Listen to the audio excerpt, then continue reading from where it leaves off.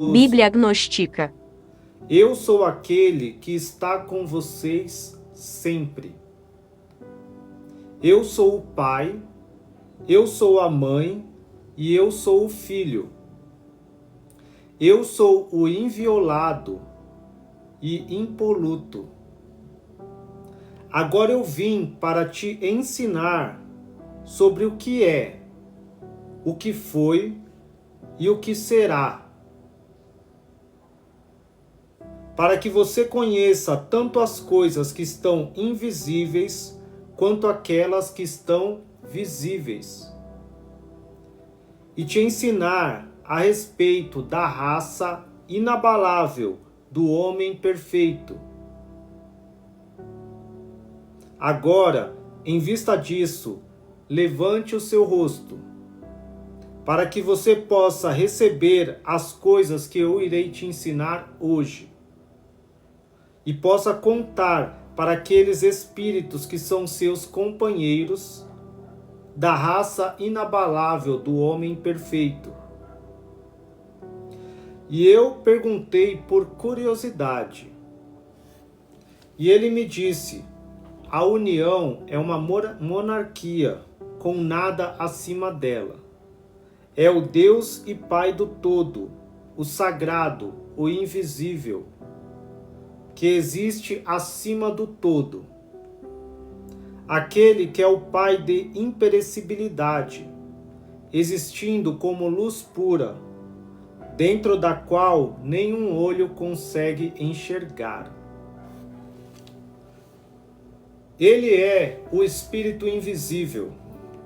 Não é correto pensar dele como um Deus, ou algo similar, porque ele supera a divindade, é um domínio que não tem nada acima dele para governá-lo, porque não há nada existindo antes dele, nem ele necessita deles. Ele não necessita de vida, pois ele é eterno. Ele não precisa de nada. Ele não pode ser aperfeiçoado, como se ele fosse deficiente e necessitasse de aprimoramento. Pelo contrário, ele é sempre completamente perfeito. Ele é luz. Ele não pode ser limitado, já que não há nada anterior a ele para o limitar. Ele é insondável, já que não existe ninguém anterior a ele para o examinar. Ele é imensurável, porque não há alguém anterior a ele que possa medi-lo. Ele é invisível, já que ninguém é capaz de visioná-lo. Ele é uma eternidade existindo eternamente. Ele é inefável, já que ninguém foi capaz de compreendê-lo para falar sobre ele. Ele que é inominável, já que não há ninguém anterior a ele para dar-lhe um nome. Ele é luz imensurável, o puro, que é sagrado e impoluto. Ele é inefável, sendo incorruptivelmente perfeito. Ele não é perfeição, nem bem-aventurança, nem divindade, pois ele é algo muito superior a eles. Ele não é corpóreo, nem incorpóreo. Ele não é grande, nem pequeno. Ele não é uma quantidade. Ele não é uma criatura. Nem é possível que alguém o compreenda. Ele não é algo que pertença ao todo que existe. Pelo contrário, ele é algo que é melhor do que isso. Não que ele seja simplesmente superior, como se ele fosse comparável aos outros, mas ele é algo que pertence a si mesmo, a si próprio. Ele não participa em um aeon, como parte constituinte dele. O tempo não existe em relação a ele, pois qualquer um que participa em um aeon foi criado. O tempo não foi determinado a ele, já que ele não recebe nada de outro que estabelece limites. E ele não necessita de nada. Nada do todo existe antes dele. Ele é suficiente para si próprio em sua luz perfeita, porque a perfeição é majestosa. Ele é uma mente pura, imensurável. Ele é um aeon doador de aeon. Ele é vida doadora de vida. Ele é uma bem-aventurança doadora de bem-aventurança. Ele é sabedoria doadora de sabedoria. Ele é bondade doadora de bondade. Ele é piedade e redenção doadores de piedade. Ele é graça doadora de graça. Não porque ele as tem, mas porque ele doa a luz imensurável e incompreensível. Como eu devo falar dele com você? Ele é um aeon indestrutível, em repouso, existindo em silêncio, em tranquilidade e sendo anterior a tudo. Pois ele é o topo de todos os aeons. Aeons aqui são universos. Aqui ele está falando que ele é o topo de todos os universos. E é ele quem os dá força e bondade, porque nós não conhecemos as coisas inefáveis. E nós não compreendemos o que é imensurável, exceto por aquele que veio dele, ou seja, do Pai. Pois foi ele quem disse para nós somente, porque é ele quem se olha na luz que o envolve, isto é, a nascente da água da vida. E é ele quem doa para todos os aeons, de todos os modos, e que observa a sua própria imagem, visível na nascente do Espírito. É ele quem coloca a sua vontade na fonte da água-luz pura que o envolve. E seu pensamento teve uma ação, e ela surgiu, ou seja, aquela que tinha aparecido diante dele, no brilho da sua luz. Este é o primeiro poder que existia antes deles todos, e que veio da mente dele. Ela é o pensamento do todo, protenóia. A luz dela brilha como a luz dele. O poder perfeito, que é a imagem do Espírito puro, invisível e perfeito.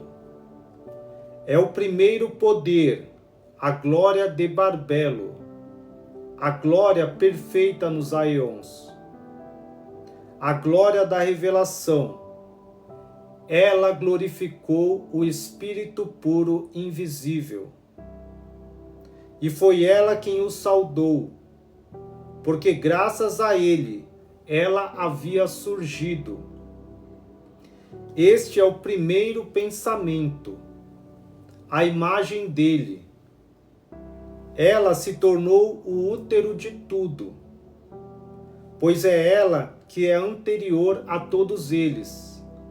Ela é a mãe-pai, o primeiro homem, o Espírito Sagrado, os 3 vezes macho, os 3 vezes poderosos, o andrógeno 3 vezes nomeado, o aeon eterno entre os invisíveis, e o primeiro a vir.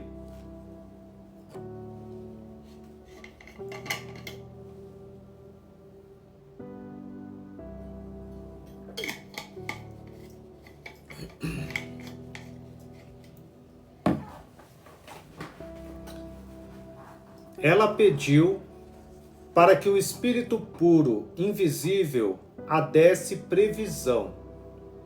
E o Espírito consentiu.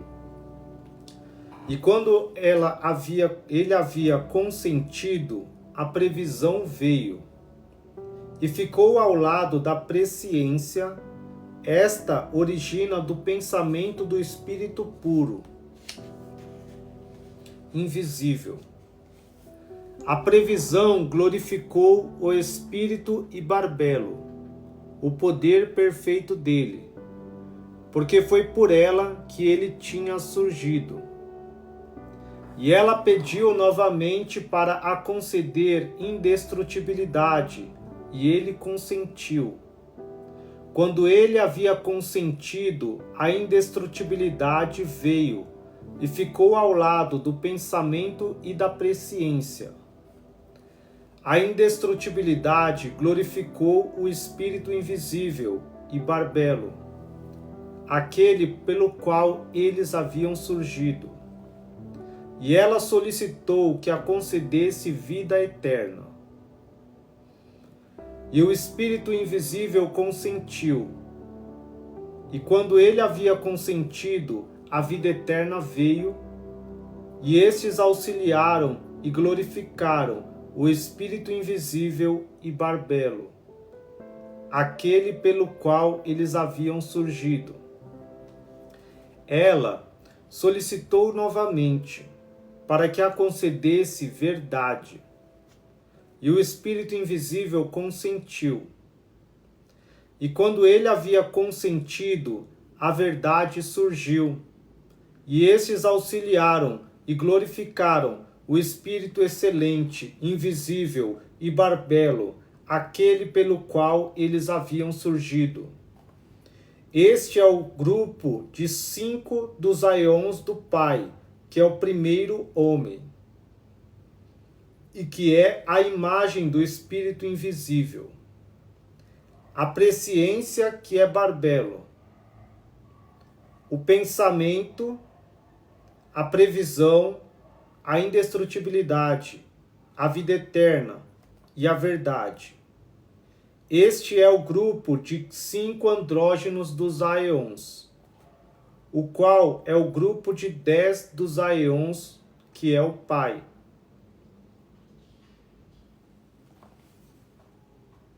E ele olhou para Barbelo com a luz pura que envolve o Espírito invisível e com sua centelha. E ela concebeu dele. Ele gerou uma centelha de luz possuindo bem-aventurança, mas que não o iguala em grandeza.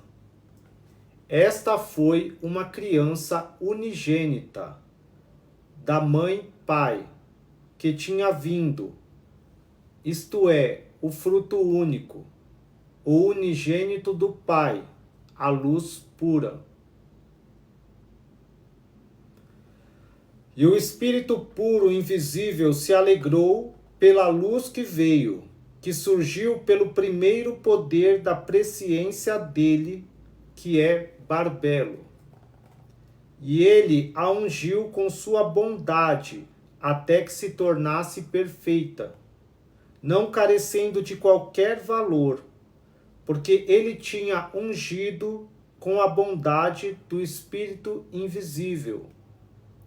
E ela, a luz, o auxiliou quando ele derramou sobre ela. E imediatamente, quando a luz tinha recebido do Espírito, ela glorificou o Espírito Sagrado e a presciência perfeita pela qual ela tinha vindo.